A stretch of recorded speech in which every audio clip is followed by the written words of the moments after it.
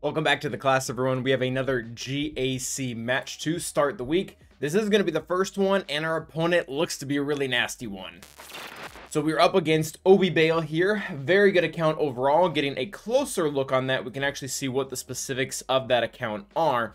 He's got a pretty good advantage. He only has 600 more relic levels than us, about par with our last match from the last week, but he does have a really good mod advantage on us with about 400 more 6-dot mods. We're doing pretty well in the speed area. We actually haven't beaten plus 25, which is kind of hard to do nowadays. He does have us beaten GAC Omicrons, and he definitely does have Jabba. I'm assuming he has Afra, but I actually haven't checked yet. So let's go ahead and get to the actual board and see what he has planned for us. I've looked at this just briefly, and there are some things here, and I really have a counter for everything, but it's going to come down to whether my counters still work with the amount of defense he has on some of these crons.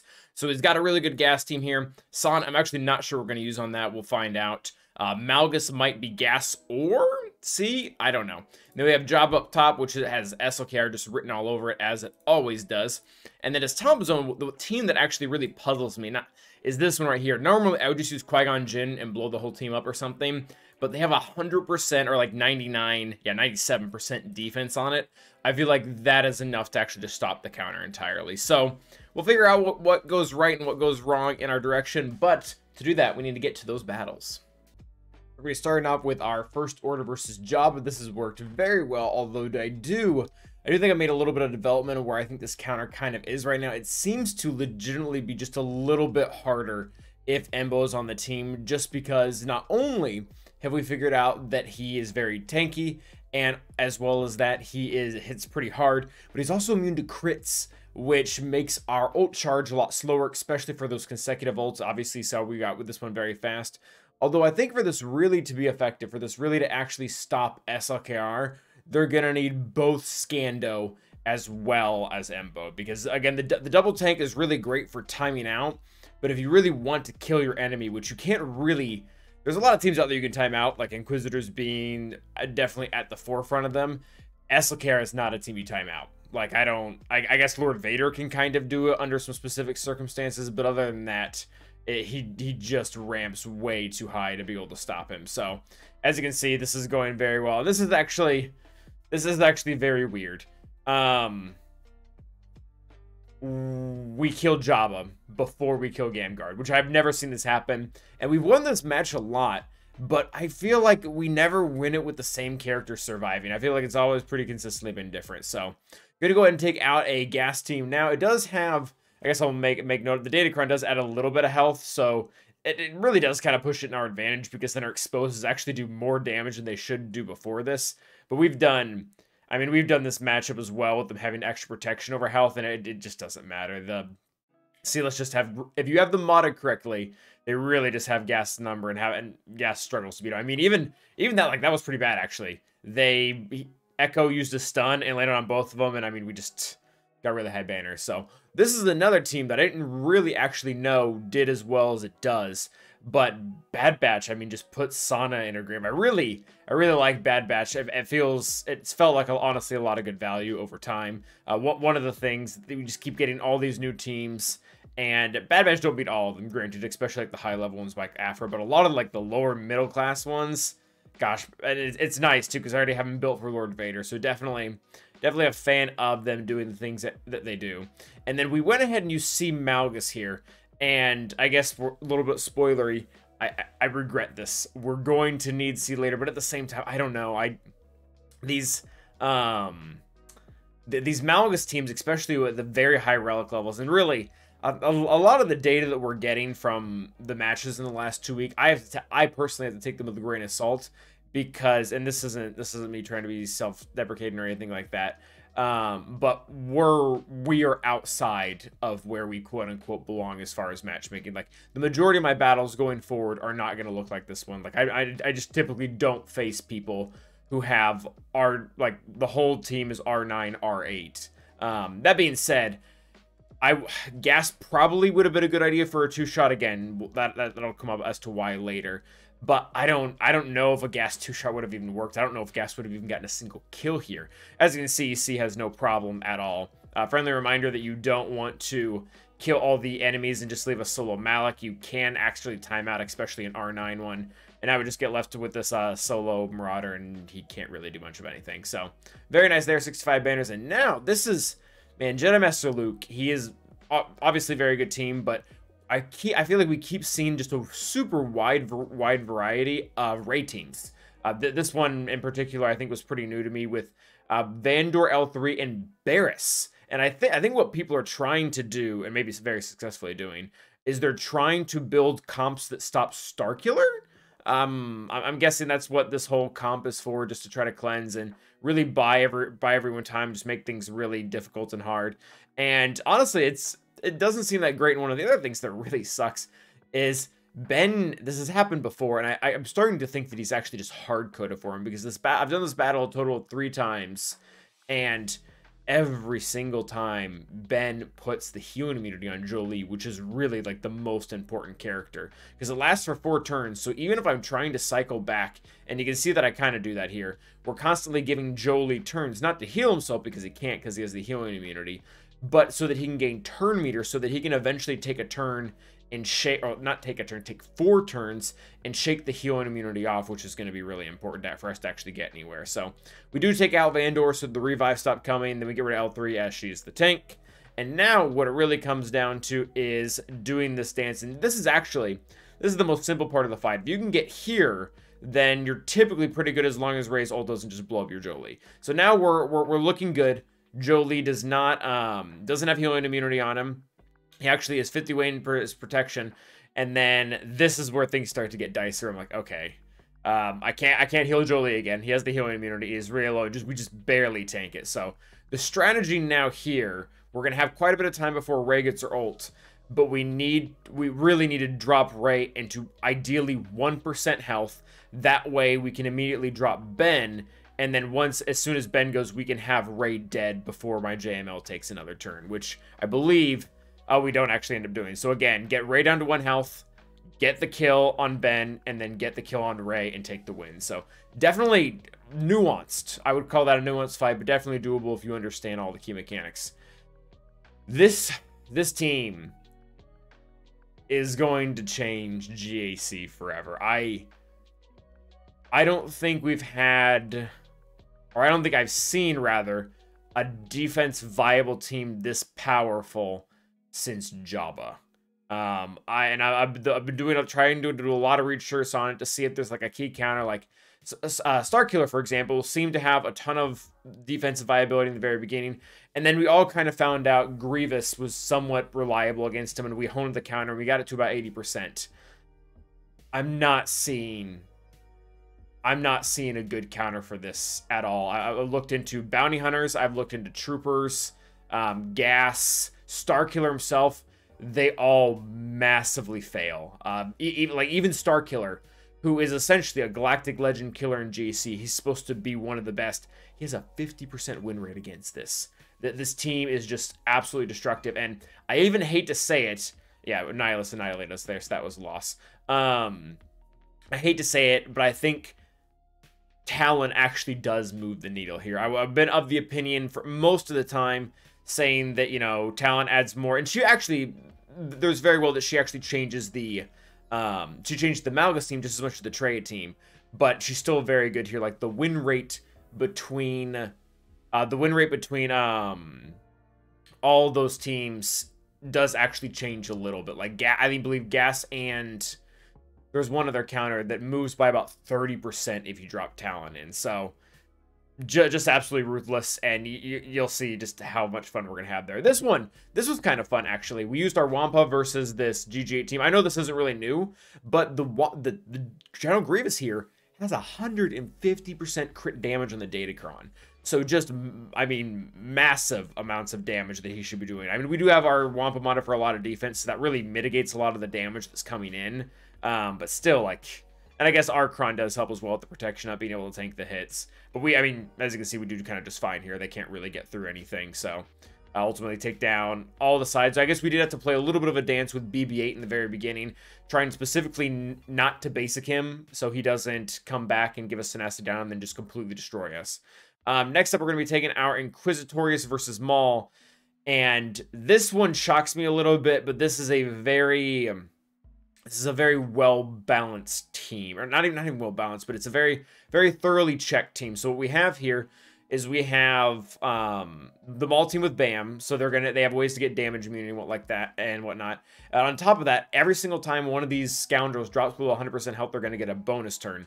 So pretty much that stops troopers, because what's going to end up happening is we're just going to try to kill one of the 4 scoundrels, which is all 4 of the other Mandos, and then you get stuck behind damage immunity. So troopers wasn't an option. And I was thinking, Inquisitors probably do alright. They have a ton of survivability. They have a ton of control. We should probably apply like 6 stacks of Purge pretty commonly, because, they keep assisting at a turn and hitting Ninth Sister. And as you can see, like, we're tanking a lot of the hits. Like, we took the 20 birds from Bam. We took the huge onslaught from Maul. Like, we're really tanking a lot of the hits, but and we did speed up the battle just because it goes on for a really long time, but we just don't have the damage. We do not have the damage to get through them. And part of the reason for that was because we talked about the comp, but there's also a very high amount of defense on this team, and that does change things. We just couldn't cut through anyone. So we tried Adrad because someone said that they got that to work once. We apparently needed them to go after Adrad the entire time, and they didn't. So we're going to try Grievous now, just because I've gotten this counter to work before. One of the thing that really scares me, again, there's a lot going on in this team, but one of the really large things is the fact that they just have so much defense. And as the current Datacron sets go, there's no way to mitigate defense. Like, you can put as much crit damage in offices as you want, but if the defense is too high, it's going to make very little difference. So luckily, I believe set 7 has been announced, and it does have defense penetration, so that's kind of nice. But yeah, this is really unfortunate, and then Bam's damage immunity is also just really annoying as to how that works. So we're just trying to get 1 kill here so that maybe something later on will be easy. And luckily, Django kills Newt. That gives us our bonus turn, and then we get to kill a Bo. So now the team has a lot less survivability. Number one, they don't have the recovery from Bo, but also they don't have the protection adding into the max pool. So they're a lot easier to kill, even with their very high defense now, because they have survivability, I guess, but they don't have recovery, if that makes sense. So we're bringing Anakin, and this is a very similar tactic. And this is actually kind of funny. Mace keeps taunting or getting Shatterpoint on Django, which is kind of funny because it's very lore accurate. But that being said, this team actually does really well. They just keep avoiding Qui-Gon, and I guess we have 2 taunters here, so that does help a lot. But yeah, we just end up being able to use our AoEs with Jedi Anakin, and again, they keep getting above that 50% health line, like you can see Mace already is right now, and he's taunting again. So we're going to be able to keep getting big hits back to back without really even having to rely on Qui-Gon Jinn dying. We already got 1 kill there. We get a kill on Canderous. We have to kill Bam now. It's honestly, like, this is pretty solid. Like, didn't even need Qui-Gon to die, and we got all the kills we needed. So very good on them. Really appreciate Qui-Gon Jinn a lot. Although, yeah, this battle is going to be very hard. So we have to beat the Adrad team now, and finally we come across an Adrad where they're not putting bays, which makes bounty hunters so much easier, because they don't just rip everything off and just ruin my day. So luckily we're about to get contract. We're about, I think, 1 more turn away, and now we've got it, and we just need Mando to take his turn, annihilate Adrad, and there's just really nothing this team can do. So we get that, we're fine. And now we just have to take out everyone else. We don't really even have to worry about Jin accidentally reviving Adrad or anything crazy like that, as Mando's Annihilate kind of prevents that. So very good for us, very bad for our opponent, or at least in this exact battle instance. But I mean, this is a counter that's, like I said, really supposed to work given how everything comes down to it. So we do ignore the kill there with SRP just because I don't really want to kill him, so he just keeps reviving. So we do make sure to get the kill on him, even with the buff and whatnot. So getting everyone down, getting the rest of everyone down is pretty just simple. I mean, once you annihilate Adrad, assuming most of your team is still alive, there's not a lot they can do, even as glass cannony as Aura Sing is. So I do try to take out, I think at some point, try to go after Cassian, just because it just really, K2 becomes really annoying. I think we're just gonna have to annihilate him. We've actually had a lot of these battles recently where my bounty hunters are pretty consistently strictly only killing things via annihilate. So way to go, Mando. You definitely make my day better. So got our 64 there, and now we're gonna try to trooper Traya. And I'm actually interested to see this footage, because I didn't know if we got everything right here. So my first instinct was to go right after Traya, because once she's gone, the Omicron's gone. But I completely spaced on what Talon does, and what Talon does is She has a savior mechanic for the leader. And now we just get stuck. Completely stuck behind Scion. So I'm really not sure. I guess probably the best method would have might have actually just been to go after Nihilus right away, see if we can get him down. Because going after the leader when Talon had her mechanic there was very foolish, and honestly probably costed us this battle in particular. So we're not doing super well here, and honestly, once losing Dark, I had a little bit of hope because we have Super Piet now.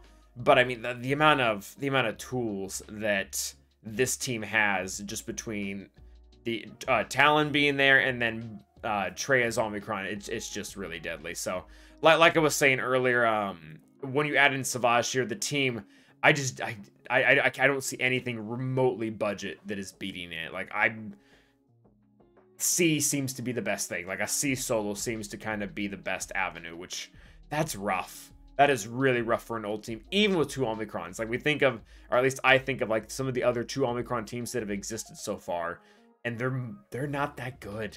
Like Akbar and Princess Leia, not anywhere close to that. I guess Zori is probably somewhat close right now, although the data is still really early on that too. But so we go ahead and do that, and now we need to go ahead and take out the Sortie team with Jedi Knight Revan. I've honestly really been very, very content and impressed with how well Jedi Knight Revan has been doing against a lot of these stronger teams, especially without a Datacron, because I'm consistently short on Jedi, I guess, I have to use Barriss very often with my Jedi, which really prevents me from using a Datacron because she's only like R5, and they still perform super well. As you can see here, nobody's dying, and we're getting all the kills we need to. The one thing that is, that's what I was getting at. The one thing that is kind of a pain is Droideka is just starting to pick everyone off one by one, and he's very hard to tackle because he has VIP, so he's constantly going into stealth when he's not in damage meter, and really just becomes super hard to kill. So we just decided to go after the sides, get them down, and then we'll focus on Droideka when we can. Because really any hit we're taking into them, as you can see here, he just ends up going into stealth. So probably should have played that differently and waited to mark him so that he wouldn't keep going there. But in the meantime, we're just going to go ahead and beat up Sortie, I guess. Yeah, now we don't even have access to him. So probably wasn't a better way to take out Droideka, but we kind of lacked the foresight there. So we do eventually get the buff immunity from Bastila and the Dispel. And now from here, we can kind of link ability blocks with Bastila and then kill him. So easy 59 there, I guess. I guess it's not really super easy when 2 of our characters die, but I'll take it. So now we need to beat their Dash Hondo team. And I'm kind of working with scraps right now. Like we've thrown away a lot of our really good teams trying to get both the Malgus team down as well as the Traya team. So I'm like, all right, let's just play around with this. Let's try our best. Throw in some things that are fun. So we're taking Bam, get the Annihilate on Dash immediately, which is great. Even if Vandor was there, meaning we would have bypassed the revive. Unfortunately, my Bam didn't take his turn in time to be able to save IG from the revive. And my Hondo, by the way, is not good. He's like year 11, so he's there, he's doing things. But for the most part, it's actually Bam and Fennec who are pulling most of the weight here. So we kind of keep trying to give things back to Fennec. I really wish they would just give Fennec her contract instantly under Bam. Like that would just be very nice. Because ignoring Taunt would have allowed her to get some much better kills than just kind of getting stuck behind Zalbar here. So, and I really like when our Armor Shred does 2 Armor Shreds instead of 1. But anyways, here we are. So we're just trying to get everyone down, and we get Dash, which is actually pretty nice because that means this team is essentially now leaderless, and we're going to get to come back and use something probably a lot weaker and have a better chance. So we do take an Iden next. The reason we kind of sprung for Iden is because while my Iden is pretty weak, they're all gear 12. They do really well with teams that attack at a turn, which Nest and Zalbar do constantly because they have Retribution. Well, Zalbar has Retribution, and then Nest just counters. And as you can see, it's going well for the most part. There is one thing that I just don't think I paid attention to. They have the level 6 Scoundrel ability that lets them bypass revives. So if they do by chance get a kill, we stay dead. And while that's not great, I'm just kind of okay that we got the kill on Queel. Because once Queel's dead, that does just make this team just a little bit easier to take out. So go ahead and throw everything against us, which is pretty great. I mean, I kind of want the kills at this point because I know we're not getting any kills, so they might as well just kill us faster. So go ahead and take out... Ooh, we actually got the death mark there, but they immediately cleansed it and didn't matter anyway. So Still trying to take down this team, so we throw in this random, I guess, Mandalorian team, if you can even call it that, with my armor as a lead with Django, Canderous, and what's his face there, just because my other Mandalorians are actually doing quote-unquote more important things, like being, I guess, a 5th for dash, just so that I can have another light side scoundrel that I should probably only do that if I take Maul off at some point. But Maul is also doing very good things with Lord Vader. I really like him there ever since my teams got expanded. But Nest is actually still kind of a pretty big pain in the butt here. Has never really stopped being that at any point. What we really need is to land a bunch of armor shred on her, and then also healing immunity from Django, and she should go down. But their Hondo keeps putting captive on all of our characters, so it makes it hard to do really both of those things. As you can see, we're just not doing a whole lot of damage. Luckily, I can get the Beskar armor on both Gar Saxon and Django, so they're quite a bit sturdier than they were before. And we just don't. Nest has like gotten a lot of health steal from all the buffs and everything. She's not quite going down. Luckily, we got the double shot with the rocket, so she does die. And then Hondo just takes 16,000 turns and kills us. But now it's just Hondo. And Night Sisters alone, even like really bad Night Sisters like mine, they do just take Hondo. He's not immune to anything. He just has dodge once he builds up all of his ransom. And if you can get him to him quickly enough, he doesn't really end up having that many stacks. So we continually land the Tenesta down as well as all the stuns and just kill him. So this is ultimately what the board looks like. Our opponent did very well. In fact, I don't think he failed against anything, if I remember correctly. Oh, I guess Lord Vader, just Lord Vader. So that's kind of nice for us. But again, he did very well. And he actually told us that he was able to one-shot Traya using his Star Killer. But even he kind of sent me a message and said, you should probably work on Traya, and not in these exact words, but like Star Killer shouldn't be beating her. And then I didn't include it because they were well, I really probably should have included it because they were a train wreck, but this has been a lot of time for this one. So we did fail a ton on fleets. A lot of it was bad RNG, just getting either dodged in one of the comps or just not getting the right assist with Profundity here. So it wasn't close either way. So props to our opponent for taking the win, and until the next time, stay awesome.